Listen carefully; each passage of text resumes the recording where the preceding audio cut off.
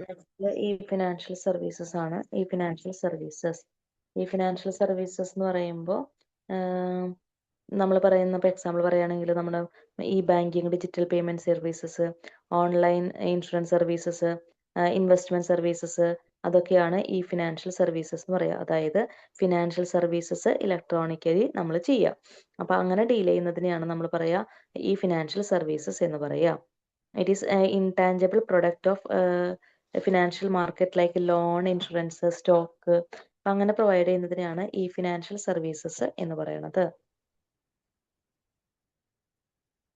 Next പറയണത് ഈ travel services ആണ്. ഈ ട്രാവൽ എന്ന് പറയുമ്പോൾ എന്താ, ട്രാവൽ ചെയ്യാൻ വേണ്ടിയിട്ട് നമുക്ക് ടിക്കറ്റ് ബുക്ക് ചെയ്യാം, ഓൺലൈൻ ടിക്കറ്റ് ബുക്ക് ചെയ്യാം. അപ്പൊ അങ്ങനെയുള്ളതിന് വേണ്ടിയിട്ട് ഈ ഇതുപോലെ തന്നെ ഇന്റർനെറ്റിലൂടെ നമുക്ക് സർവീസ് പ്രൊവൈഡ് ചെയ്യുന്നതാണ് ഈ ട്രാവൽ സർവീസ് എന്ന് പറയുന്നത്. With the growing number of internet and smartphone users, the industry has progressed, and like any other online business, it is shifting to focus on mobile. അതായത് ട്രാവൽ, ഇപ്പൊ നമ്മൾ travel book ചെയ്യുക, അങ്ങനത്തേനൊക്കെ നമ്മൾ use ചെയ്യുക. അതിന് അവർ പറയുന്നുണ്ട് online booking, overseeing recession, computerisation, networking, extra global market, is of accessibility. അത് നമുക്ക് അവര് എന്താ പറയുക, ഓൺലൈൻ ബുക്ക് ചെയ്യാൻ സഹായിക്കുക. അതുപോലെ തന്നെ ഇപ്പം നമുക്കിപ്പോൾ എന്തെങ്കിലും ഇപ്പോൾ നെറ്റ്വർക്കിംഗ് സർവീസസ് അവർ പ്രൊവൈഡ് ചെയ്യുക. അതുപോലെ തന്നെ മാർക്കറ്റ് അവൈലബിലിറ്റി ഒക്കെ പറഞ്ഞ് മനസ്സിലാക്കി തരിക. ഈസി ആക്സസിബിലിറ്റി, എവിടെ നിന്ന് നമുക്ക് ആക്സസ് ചെയ്യാൻ സാധിക്കുക, അതൊക്കെയാണ് അതിൻ്റെ പറയണത്. നെക്സ്റ്റ് ഈ ഓപ്ഷൻ സർവീസ് ആണ്. ഓപ്ഷൻ എന്ന് വെച്ചാൽ എന്താ, ലേലം, ബിഡ്, അതാണ് ഓപ്ഷൻ എന്ന് വെച്ചാൽ. അപ്പം നമ്മൾ എന്താ പറയുക, ഈ പറഞ്ഞ ഓൺലൈനായിട്ട് നമ്മൾ സാധനങ്ങൾ വാങ്ങുക, ഓപ്ഷനിലൂടെ നമ്മൾ വാങ്ങാം. ഒരു സെക്കൻഡ് ഹാൻഡ് മൊബൈൽ നമുക്ക് ഓപ്ഷനിലൂടെ നമുക്ക് ബിഡ് ചെയ്ത് വാങ്ങാം. അപ്പൊ അങ്ങനെ ഉള്ള സർവീസ് ഓൺലൈൻ ചെയ്യണതിനാണ് ഈ ഓപ്ഷൻ സർവീസ് എന്ന് പറയുക. രണ്ട് രീതിയിലാണ്. സ്റ്റെപ്പ് ഓപ്ഷൻ ഉണ്ട്, അതുപോലെ തന്നെ റിവേഴ്സ് ഓപ്ഷൻ ഉണ്ട്. റിവേഴ്സ് ഓപ്ഷൻ എന്ന് പറയുമ്പോൾ it is a type of auction in which the traditional role of buyer and seller are reversed. Thus there is one buyer and many potential sellers. ഒരുപാട് സെല്ലേഴ്സും ഒരു ബയറും, അതാണ് reverse ഓപ്ഷന്റെ പ്രത്യേകത. Step option എന്ന് പറയുമ്പോൾ suppliers are unaware about their competitiveness compared to the other suppliers. In this format, suppliers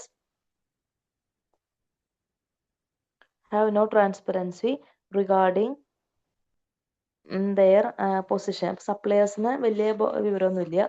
അപ്പൊ അങ്ങനെയുള്ള ഇതിനെയാണ് നമ്മൾ സ്റ്റെപ്പ് ഓപ്ഷൻ എന്ന് പറയാം. ദെൻ എക്സാമ്പിൾസ് പറയേണ്ട ഒന്ന് ജനറൽ കൺസ്യൂമർ ഓപ്ഷൻ. എന്താ നോക്കാം. It's an auction where ordinary consumers or public buyer can bid and purchase product or services. അതായത് സാധാരണ ഓർഡിനറി കൺസ്യൂമേഴ്സ് ബിഡ് ചെയ്തിട്ട് സാധനങ്ങൾ പർച്ചേസ് ചെയ്യുക. ഇപ്പൊ എക്സാമ്പിൾ പറയുകയാണെങ്കിൽ ഇപ്പൊ എന്താ പറയുക, people buy online for a used car, mobile phone or antique item is a general consumer auction. അതായത് ആളുകൾ, കൺസ്യൂമേഴ്സ് ഓപ്ഷനിലൂടെ അത് വാങ്ങിയെടുക്കുകയാണ്. അതിനെയാണ് നമ്മൾ ജനറൽ കൺസ്യൂമർ ഓപ്ഷൻ എന്ന് പറയുന്നത്.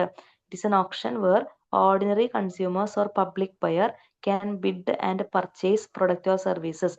ഒരു ആന്റിക്ക് കാണുമ്പോൾ നമുക്ക് ഇഷ്ടമായിട്ട് നമ്മൾ എന്ത് ചെയ്തു, അത് ലേലത്തിലൂടെ ബിഡ് ചെയ്തിട്ട് പേശി നമ്മൾ വാങ്ങുക. അതിനെയാണ് ജനറൽ കൺസ്യൂമർ ഓപ്ഷൻ എന്ന് പറയുന്നത്.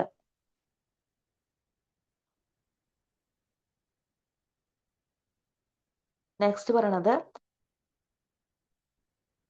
സ്പെഷ്യാലിറ്റി കൺസ്യൂമർ ഓപ്ഷൻ ആണ്. നോക്കാം. It's an auction focused on specific or specialized product mean for a particular group of buyers.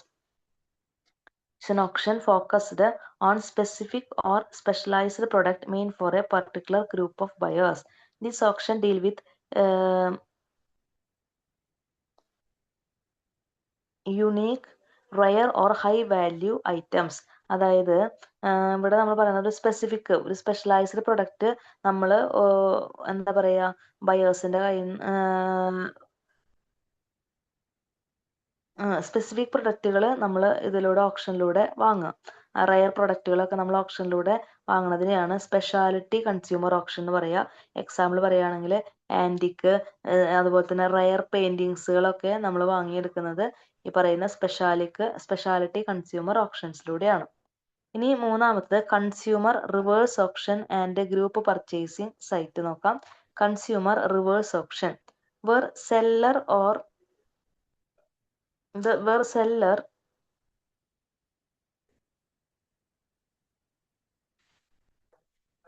compete to offer lowest price to the buyer. In normal auction, buyer compete with higher bid reverse and the seller compete with lower price. അതായത് ഇപ്പോൾ seller കുറേ sellers ഉണ്ടാവും. ഇപ്പോൾ അവരിപ്പോൾ seller ഒരാളിപ്പോൾ 2000 രൂപയ്ക്ക് പറഞ്ഞു, ഒരാൾ 1900 പറഞ്ഞു, ഒരാൾ 1700 പറഞ്ഞു. അങ്ങനെ സെല്ലേഴ്സ് പല ഓപ്ഷൻ പ്രൈസ് പറയും. അപ്പം അതിൽ നിന്ന് ബയർ എന്ത് ചെയ്യും, ഏറ്റവും ബെസ്റ്റ് ആയിട്ടുള്ള എന്നാൽ ഏറ്റവും ലോവസ്റ്റ് ആയിട്ടുള്ള ഓപ്ഷൻ സെലക്ട് ചെയ്യുന്നതിനെ വിളിക്കുന്ന പേരാണ് കൺസ്യൂമർ റിവേഴ്സ് ഓപ്ഷൻ. അപ്പോൾ അവിടെ ആർക്കാ പവർ? കൺസ്യൂമേഴ്സ് ആണ് സെലക്ട് ചെയ്യുന്നത്. മനസ്സിലായില്ലേ? അപ്പോൾ അതാണ് അതിന്റെ പ്രത്യേകത. നെക്സ്റ്റ് പറയണത് B2B ഓപ്ഷൻ ആണ്. It's an auction conducted between businesses or companies through online or offline platform. In this auction company buy or sell product, raw material or services to other company. അതായത് കമ്പനികൾ തമ്മിലുള്ള Inter company അല്ലെങ്കിൽ ബിസിനസ്സുകൾ തമ്മിലുള്ള transaction ആണ് ഈ പറയുന്ന B2B option എന്ന് പറയാം. അപ്പൊ അവര് പരസ്പരം റോ മെറ്റീരിയൽ വാങ്ങുക, അതുപോലെ സെമി ഫിനിഷ്ഡ് പ്രൊഡക്റ്റുകൾ വാങ്ങുക. അപ്പൊ അങ്ങനെയുള്ളതിനാണ് ഈ B2B ഓപ്ഷൻ പറയണത്. നെക്സ്റ്റ് ആണ് reverse auction. It's a type of auction where businesses invite suppliers to compete by offering lowest price for goods or services. അതായത് നമ്മൾ എന്താ പറയാ, സപ്ലയേഴ്സിനെ ഇൻവൈറ്റ് ചെയ്യാണ്. ഇപ്പൊ നമുക്കൊരു എക്സാമ്പിൾ പറയുകയാണെങ്കിൽ എനിക്കൊരു 500 ചെയർ വേണമെന്ന് വിചാരിക്കുക. അപ്പോൾ സപ്ലയർ എ പറയും ഒരു ചെയറിന് 50 രൂപ വെച്ച് തരാം. സപ്ലയർ ബി പറയും 45 രൂപ വെച്ച് തരാം. സി പറയും 40 രൂപ വെച്ച് പറയാം. അപ്പൊ ഞാൻ എന്ത് ചെയ്യും, ഏറ്റവും നല്ല ഓഫർ ഞാൻ എന്ത് നോക്കിയിട്ട് സെലക്ട് ചെയ്തെടുക്കും. അതിനെയാണ് റിവേഴ്സ് ഓപ്ഷൻ എന്ന് പറയാ. അതായത് business to business reverse option എന്ന് പറയുന്നത് അതാണ്. ഓക്കെ, നെക്സ്റ്റ് നമ്മൾ പറയണത് ഇ ലേണിംഗ് ആണ്. ഇ ലേണിംഗ്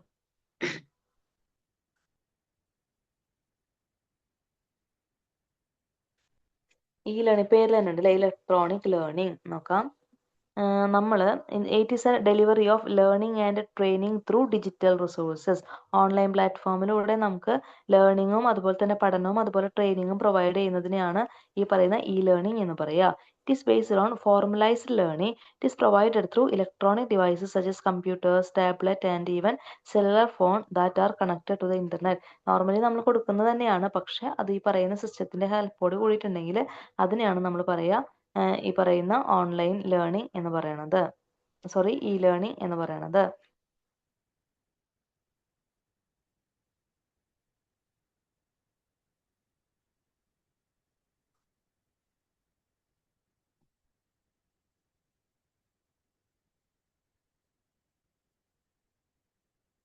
ഞാൻ അതിന്റെ ബെനിഫിറ്റ്സ് പറയുന്നുണ്ട്. ലേൺ എനിവേർ ആസ് എനിവേർ നമുക്ക് എവിടെ നിന്ന് വേണമെങ്കിലും, എനി ടൈം എനിവേർ, എവിടെ നിന്ന് വേണമെങ്കിലും ഏത് സമയത്ത് നമുക്ക് ലേൺ ചെയ്യാൻ പറ്റും.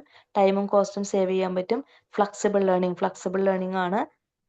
Then interactive learning, quick updation, support large number of learners, better technological skill. അങ്ങനെ ഒരുപാട് നോർമലി നമുക്ക് പറയാൻ പറ്റുന്ന ഇലക്ട്രോണിക് മീഡിയ യൂസ് ചെയ്യുമ്പോൾ ഉള്ള ഒബ്ജക്റ്റീവ്സ് ഒക്കെ, അഡ്വാൻറ്റേജസ് ഒക്കെ ഇതിന്റെയും അഡ്വാൻറ്റേജസ് ആയിട്ട് പറയാം.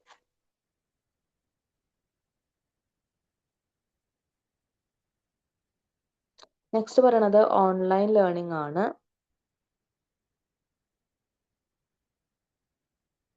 അതായത് നമ്മൾ ഈ ലേണിംഗ് ഒക്കെ പറയുന്ന പോലെ തന്നെയാണ്. ഓൺലൈൻ ലേണിംഗ് വെബ് ബേസ്ഡ് ആണ്, നമുക്ക് നെറ്റ് ഉപയോഗിച്ച് ചെയ്യാൻ പറ്റുന്നതാണ്.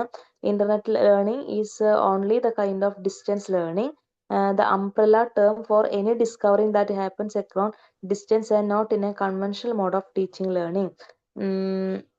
കറസ്പോണ്ടന്റ് കോഴ്സുകൾ, അതുപോലെ തന്നെ ടെലി കോഴ്സുകൾ, web based learning, portable learning, ഇതൊക്കെ നമുക്ക് ഓൺലൈൻ ലേണിംഗിൽ പ്രൊവൈഡ് ചെയ്യാൻ പറ്റും. Some of the fundamental focal point on online learning. Convenient ആണ്, നമുക്ക് ഇഷ്ടമുള്ളപ്പോൾ നമുക്ക് പഠിക്കാം. എൻഹാൻസ് ലേണിംഗ്, നമുക്ക് പ്രോപ്പറായിട്ട് ചെയ്യാനായിട്ട് പറ്റും. Leveling of the playing field, അതായത് നമുക്ക് ഇഷ്ടമുള്ള സമയത്ത് നമുക്ക് കാരണം റെക്കോർഡിങ്സും അങ്ങനെയൊക്കെ നമുക്ക് ചെയ്യാനായിട്ട് പറ്റും. ദെൻ ഇന്ററാക്ട് ചെയ്യാൻ പറ്റും, അതായത് ഇന്ററാക്റ്റീവ് സെഷൻസ് ഉണ്ടായിരിക്കും.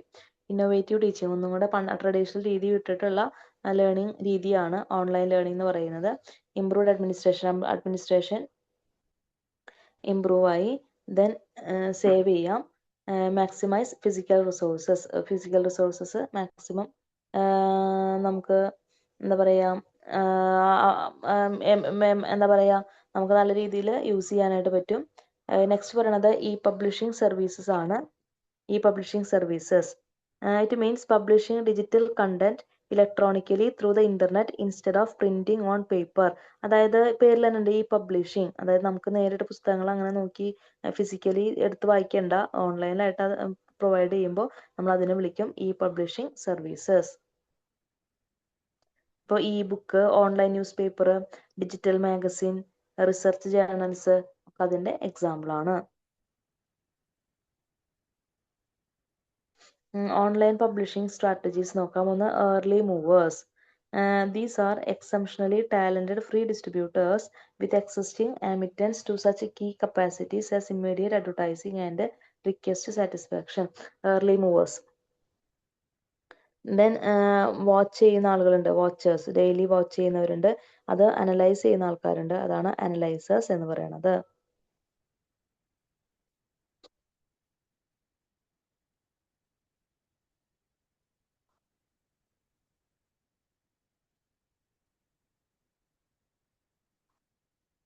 ഇതിന്റെ അപ്രോച്ചസ് പറയുന്നുണ്ട്. അതായത് എന്താ approach, this are the method used to publish digital content on the internet. ഏത് രീതിയിലാണ്, ഏതൊക്കെ മെത്തേഡിലൂടെയാണ് കണ്ടന്റ് പബ്ലിഷ് ചെയ്യുന്നത് എന്നുള്ളതാണ്. കണ്ടന്റ് ഡിസ്ട്രിബ്യൂട്ടിംഗ് അപ്രോച്ചസ്, അതായത് നമുക്ക് 4 രീതിയിൽ കണ്ടന്റുകൾ നമുക്ക് പബ്ലിഷ് ചെയ്യാം. Online chronicle approach, new medium technology, distributing intermediation approach, dynamic and without a moment to spare methodology. അതായത് നമുക്ക് നമ്മുടെ കണ്ടന്റുകൾ ഏത് രീതിയിലാണെങ്കിലും പബ്ലിഷ് ചെയ്യാനായിട്ട് പറ്റും. ഓൺലൈൻ ആർച്ചീവ് അപ്രോച്ചിൽ റോം സീഡികളൊക്കെ ആയിട്ട് നമുക്ക് പബ്ലിഷ് ചെയ്യാം. ന്യൂ മീഡിയം അപ്രോച്ച്, അതായത് ഇപ്പൊ നമ്മൾ പറയുന്ന ന്യൂസും അങ്ങനെ ഓൺലൈൻ അപ്ഡേറ്റഡ് ആയിട്ട് കിട്ടുന്ന രീതിയിൽ അപ്രോച്ച് ചെയ്യാം.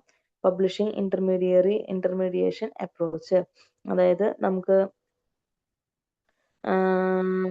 it misuses new help openings for betweens. For instance, the developing business sector for instructive material, for example, course pack and other modified book organization offering material claimed by more than one distributor face the overwhelming assignment of getting authorization. അതായത് നമ്മളിപ്പോൾ പല ആളുകളിലൂടെ നമ്മൾ ഇത് എന്താ പറയുക, learning നമ്മൾ fulfil ചെയ്യിക്കുന്നതിനെയാണ് പറയുക ഇന്റർമീഡിയേഷൻ approach എന്ന് പറയുന്നത്. അസോസിയേറ്റ് ചെയ്ത് ചെയ്യുക, അതാണ് മെയിനായിട്ട് ഉദ്ദേശിക്കുന്നത്. Dynamic and just in time publishing approach, അതായത് ജസ്റ്റ് ഇപ്പൊ നമ്മൾ ചില ഇതുകൾ മാഗസിൻസും അല്ലെങ്കിൽ റിസർച്ച് പേപ്പേഴ്സ് ഒക്കെ വൺ ടൈം ഒക്കെയാണ് പബ്ലിഷ് ചെയ്യുക, കാരണം അത് പിന്നീട് വേറെ ആരും യൂസ് ചെയ്യില്ല. മീൻസ് പുതിയ ആൾക്കാർ പുതിയത് കണ്ടെത്തണം. അപ്പൊ അങ്ങനെയുള്ള രീതിയിലൊക്കെയാണ് എൻ്റെ എക്സാമ്പിൾ പറയണത്. നെക്സ്റ്റ് ഓൺലൈൻ എന്റർടൈൻമെന്റ് ആണ്.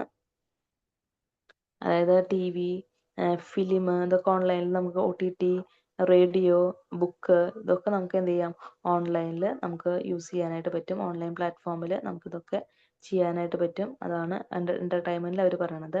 നമുക്ക് മൊബൈലിൽ നമുക്ക് ഓൺലൈനിൽ TV കാണാം, അതുപോലെ തന്നെ ഫിലിംസ് കാണാം, പുതിയ പുതിയ സിനിമകൾ OTT റിലീസ് ചെയ്യാൻ കാണാം. അപ്പോൾ അതൊക്കെ അതിൻ്റെ എക്സാമ്പിൾ ആണ്. ഓക്കെ.